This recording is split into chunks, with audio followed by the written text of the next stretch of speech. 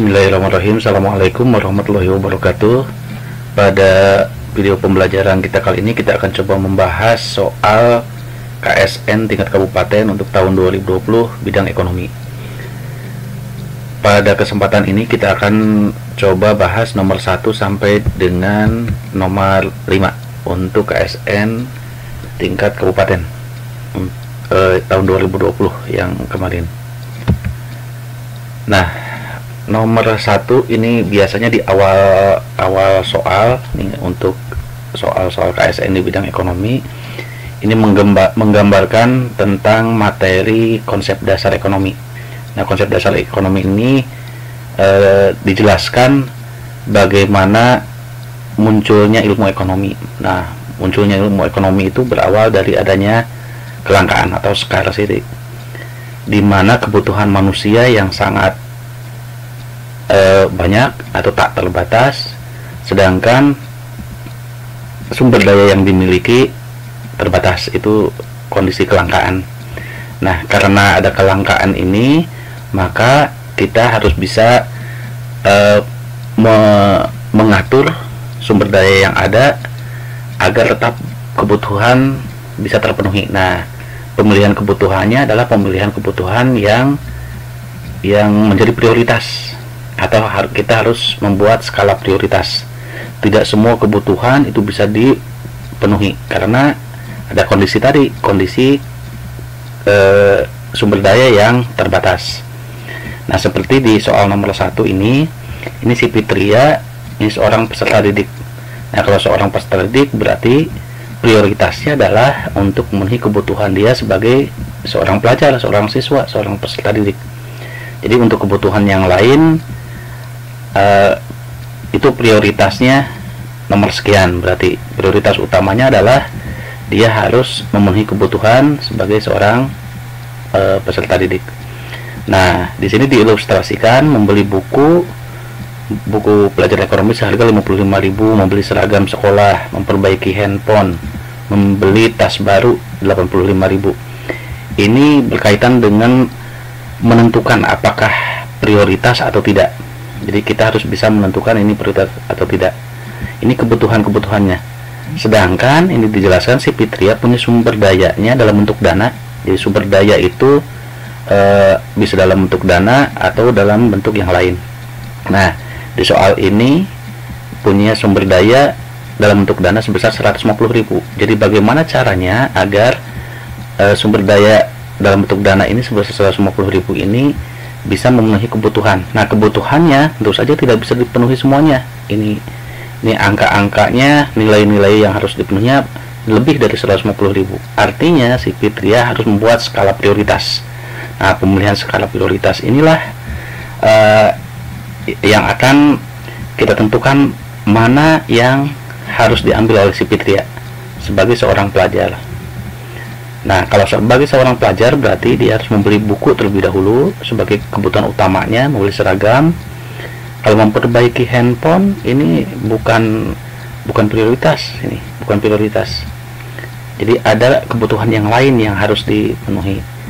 Terus membeli tas baru, sedangkan tas lamanya masih layak dipakai, ini bisa dikesampingkan terlebih dahulu. Ini kalau dilihat dari jumlahnya nih, yang harus dipenuhinya 55.000, 95.000, itu pas 150. Artinya yang diprioritaskan adalah membeli buku dulu dan seragam. Ini kalau di option jawaban, ini kalau diperhatikan, ini option jawaban yang A nih, belajar ekonomi, seragam dan seragam sekolah. Sedangkan tas masih bisa menggunakan yang lama. Nah, seperti itu. Ini pembahasan untuk soal nomor 1. Nah, kita lanjut ke pembahasan soal untuk nomor 2. Daerah Jepara terkenal sebagai daerah penghasil ukiran, berbagai perlengkapan rumah tangga. Daerah Jepara itu penghasil ukiran, bahkan sudah menembus pasar internasional. Di sisi lain, menghasilkan banyak limbah kayu. Nah, ada limbah kayu. Pak Joko memanfaatkan limbah tersebut sebagai bahan pembuatan kerajinan replika. Jadi ada produksi barang yang lain selain di daerah Jepara ini menghasil ukiran, berbagai perlengkapan rumah tangga. Dari limbahnya dia membuat produk yang baru. Dari limbah pengrajin ukiran di sana menjadi barang kerajinan dalam bentuk replika. Nah, ini berarti ada produk bank baru. Kegiatan yang dilakukan oleh Pak Joko merupakan pemecahan masalah pokok ekonomi modern. Nah, masalah pokok ekonomi modern itu berkaitan dengan what, how, dan for whom. Barang apa yang diproduksi, bagaimana cara memproduksi, dan untuk siapa. Itu masalah pokok ekonomi modern. Kalau masalah ekonomi klasik, konsumsi, produksi, distribusi. Nah, kalau modern, what, how, dan for whom. Nah, kalau berkaitan dengan produk nih, kata kuncinya di sini ada memanfaatkan limbah sebagai bahan pembuatan kerajinan replika. Ini berarti produk baru. Berarti ini di option jawaban menunjukkan ke yang barang apa yang akan diproduksi. Jadi ada sumber daya yang bisa dimanfaatkan, yaitu limbah, dan diambil keputusan kita membuat Pak Joko membuat kerajinan produk dalam bentuk kerajinan replika. Nah, kalau untuk siapa di sini tidak dijelaskan bagaimana barang akan diproduksi. Kalau bagaimana itu menunjukkan bagaimana proses produksinya, kapan, di mana diproduksinya nih, meliputi yang D dan E. Jadi yang nomor 2 jawaban yang tepat adalah yang A. Kita lanjutkan soal untuk nomor 3. Nah, soal nomor 3 dalam bentuk bahasa Inggris ini kalau diterjemahkan itu akan seperti ini. Di tujuan dari grafik kemungkinan produksi. Ini berkaitan dengan materi kemungkinan produksi, grafiknya. Grafik kemungkinan produksi. Nah, grafik kemungkinan produksi ini menunjukkan bagaimana produksi dua jenis barang, mengkombinasikannya berkaitan dengan jumlah produksi dari dua jenis barang yang akan kita produksi. Nah, grafik kemungkinan produksi ini kalau dilihat di materinya akan seperti ini, berupa kemungkinan produksi atau production possibility frontier. Nah, ini diilustrasikan di sini.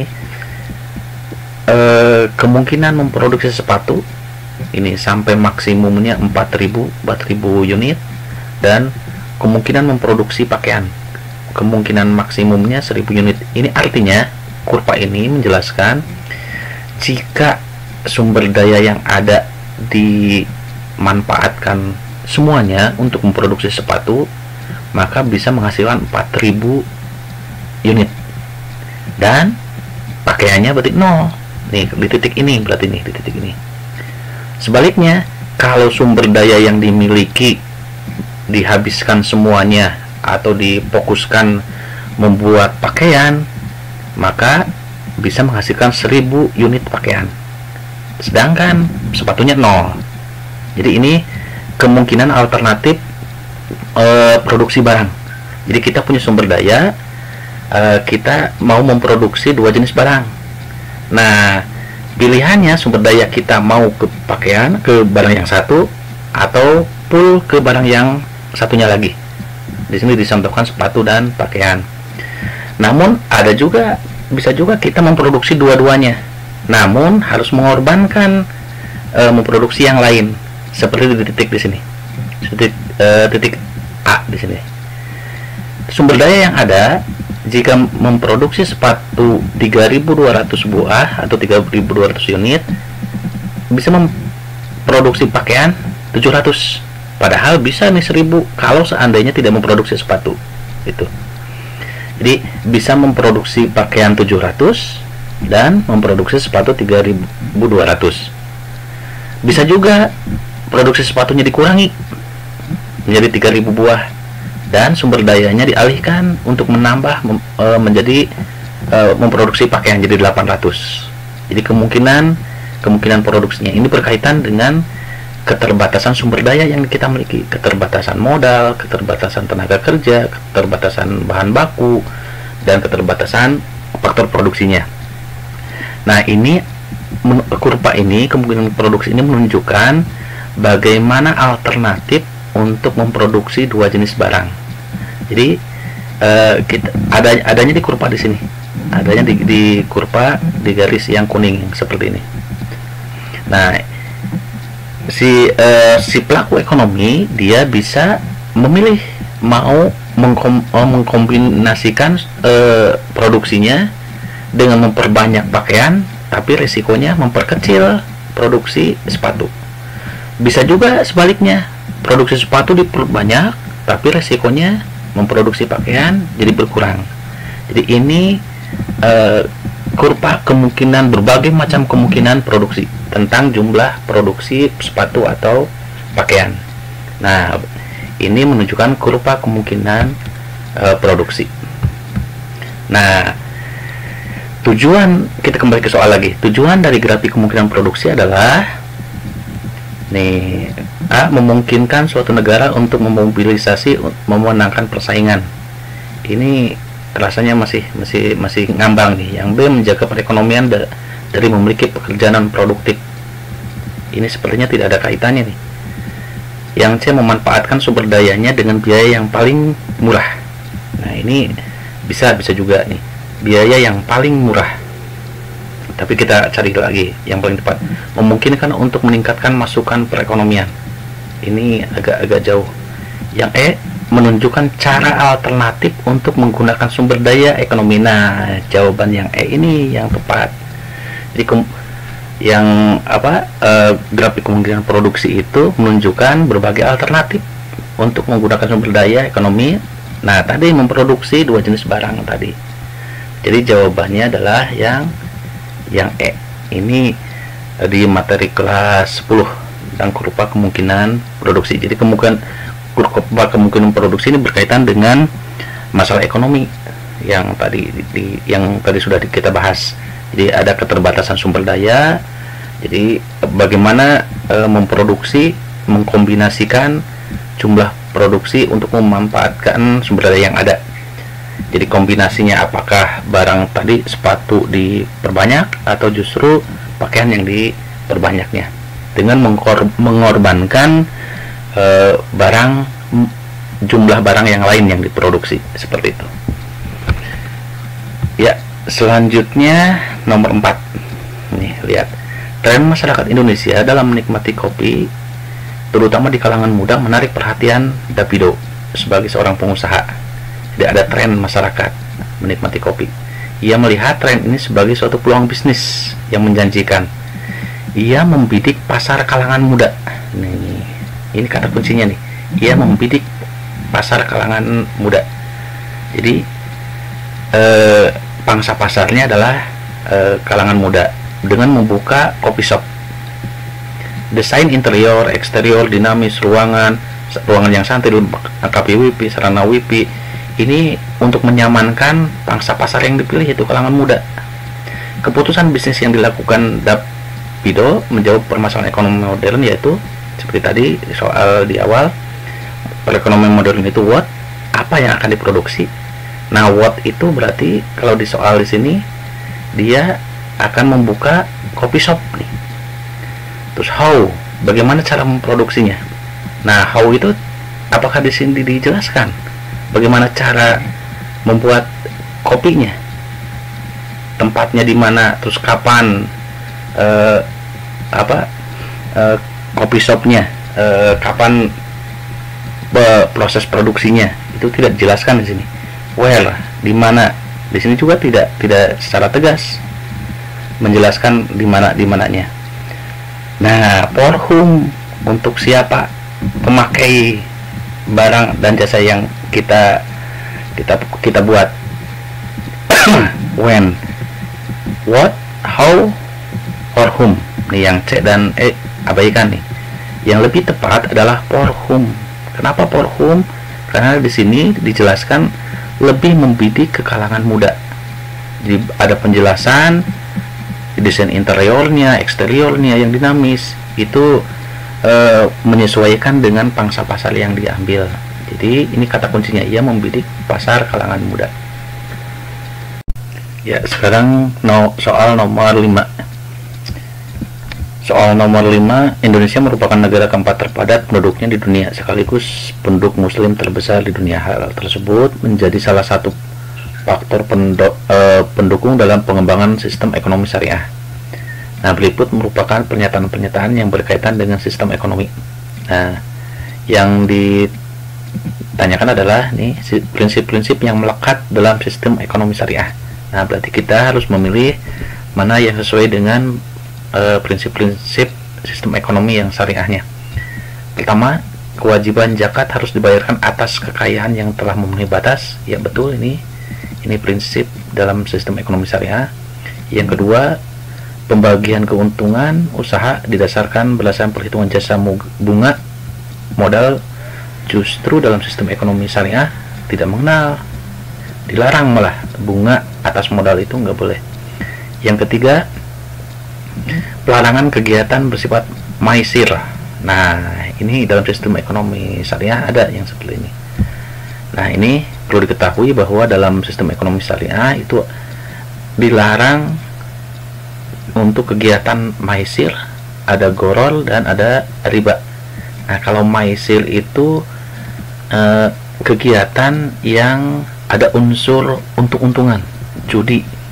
Jadi ada perjanjian, jika memenuhi syarat maka, atau menang lah, katakanlah menang, maka dia akan untung tapi berdampak merugikan yang lain. Nah, itu maisir. Jadi ada semacam akad atau ijab kabul, perjanjian yang dipersyaratkan jika menang maka sumber daya dari peserta lain akan menjadi milik yang pemenangnya. Ini ada unsur judi atau permainan. Jadi ini kegiatan permainan yang ada unsur judinya. Nah, kalau goror ini kegiatan atau transaksi yang tidak jelas, yang belum jelas apanya, belum jelas kualitasnya. Jadi kalau transaksi itu harus jelas kualitas barangnya, harus terbuka. Terus kuantitasnya itu harus jelas, berapa jumlah yang akan dibeli atau yang dijualnya. Terus berkaitan dengan waktu penyerahan. Jadi kalau ada ketidakjelasan kualitas, ketidakjelasan jumlahnya atau kuantitas, dan waktu penyerahannya, itu namanya goror. Itu tidak boleh dalam sistem ekonomi syariah. Terus yang ketiga yang dilarang itu adalah riba. Riba itu tambahan atas pokok modal yang dipinjam atau pokok modal yang ditanam. Jadi tambahan itu bunga ini. Kalau bahasa di kita itu namanya bunga lah. Nah, ketiga ini tidak boleh, yang dilarang dalam sistem ekonomi syariah. Terus yang keempat, melakukan kegiatan dalam bentuk eksploitasi. Ini sistem ekonomi liberal ini. Yang kelima, sumber daya tidak boleh digunakan secara mubazir. Nah, berarti yang prinsip-prinsip yang melekat sesuai dengan sistem ekonomi syariah adalah tadi nih, yang ke-1, yang ketiga, dan yang kelima. Berarti jawabannya adalah yang C. Ya, demikian video untuk pembahasan soal KSN tingkat kabupaten tahun 2020 di nomor 1 sampai dengan nomor 5.